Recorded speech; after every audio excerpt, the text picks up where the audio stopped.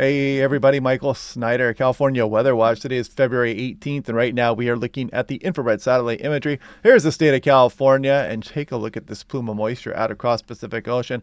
This is where next mid-latitude cyclone is developing, and this one is going to bring a bit of a punch here to some of Northern California. It's going to be kind of quick moving as it impacts California, but we'll take a look at those details coming up, and then we'll take a look at the extended forecast to see when the next pattern change may arrive and we start to bring some more wetter storm systems here and some better precipitation makers into the state of California. We'll take a look at the latest on that here as we go through the video this morning.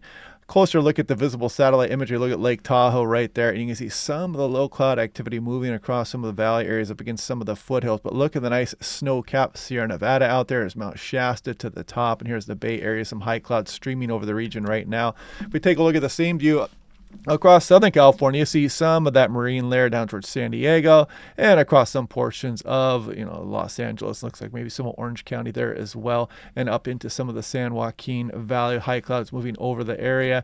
Now, taking a look here at this fun weather station. If you want to help support the channel, save 10% off on this weather station. You'll have it up and running in a few minutes. Click on that link down below.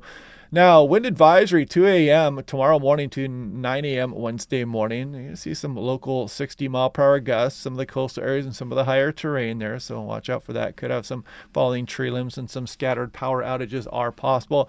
Nice stuff here from the Eureka National Weather Service. This was updated this morning at 6 a.m.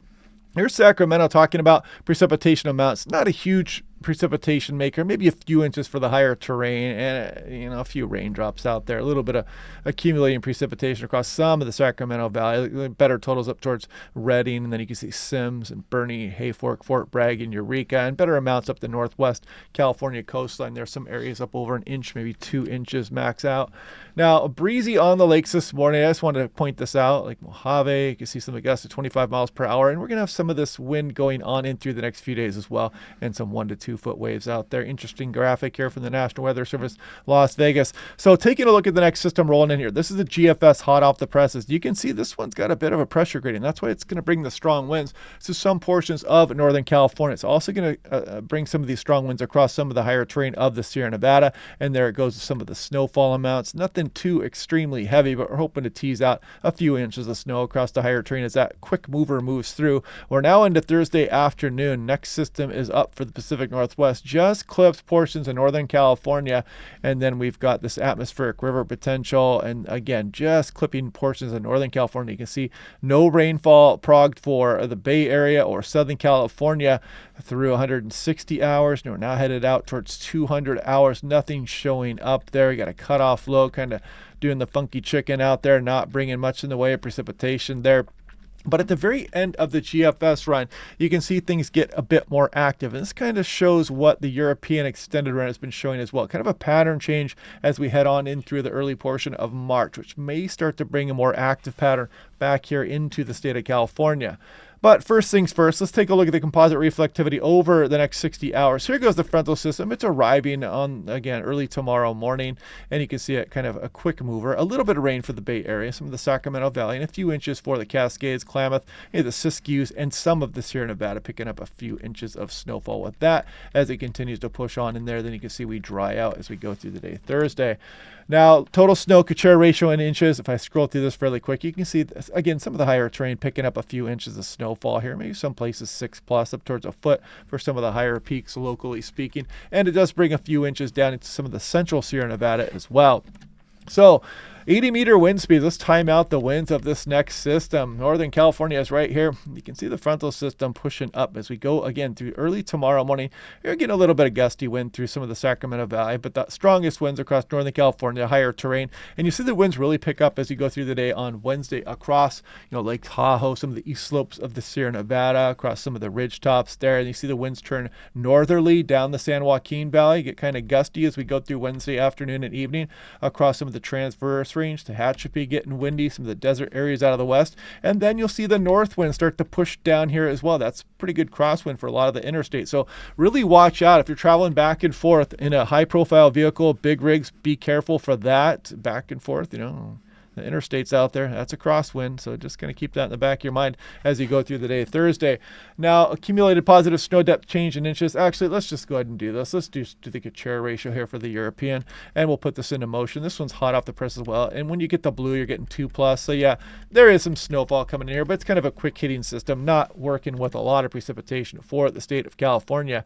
So actually, let's take a look at this. Since we got 12Z data, I've not looked at this yet. There goes our system as we go through Wednesday, and then we dry out.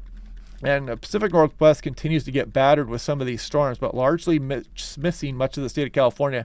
We'll watch that frontal system as we go through next week there, but let's see if it shows. We don't go out too far, but you can see as we go towards the end of the month, the European wants to throw a system our way as well. So we would definitely take that one. That would be an interesting storm system there.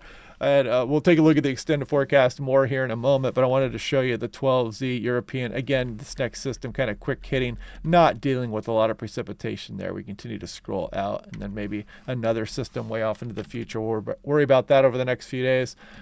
Taking a look here at the extended forecast now. So we've been watching this for the last couple of days. I'm clicking day at a time. We're going through the end of February here. We got the Gulf of Alaska troughing going through about the 25th or 26th. Then we start to change things up a little bit as we go to the early portion of March. Just some inside sliders there. But what I've been looking at here as we go through, March 8th, 9th, 10th, starts to show a pattern change where we may get some more impactful systems into California. We're going to go through another storm train here as we go through the early to mid portion of March. Fingers crossed, but the models have been showing this in the extended forecast. It's also the same models that did pick out in advance the colder weather pattern that did set up across the Pacific Northwest. So good thing there. We'll keep checking back daily. It's all we can do to see if that continues to trend. 6 to 10 day. Don't like seeing that below normal signal. Above normal temperatures for the west. 14 day below normal. Again, above normal conditions as well. And we did bounce back here in the snowpack. Maybe we can get a few more systems in here because we still have some work to do to stay towards median here as we go on in towards the end of the month and on in through the month of March here. So yes, there we are. We tend to peak out right here. What is that, about March 23rd or so? And then historically, some of the bigger years will peak out later on in through April also. So we can continue to be active here as we go on in through the March and April months. Drought monitor, no change there as well. So anyway, hope you guys are having a good day. Otherwise, we'll continue to check back and see when that pattern change will come in the extended forecast. But otherwise, I hope you guys are having a good day. Click like and subscribe. We will do this all again tomorrow, and I will talk to you guys then.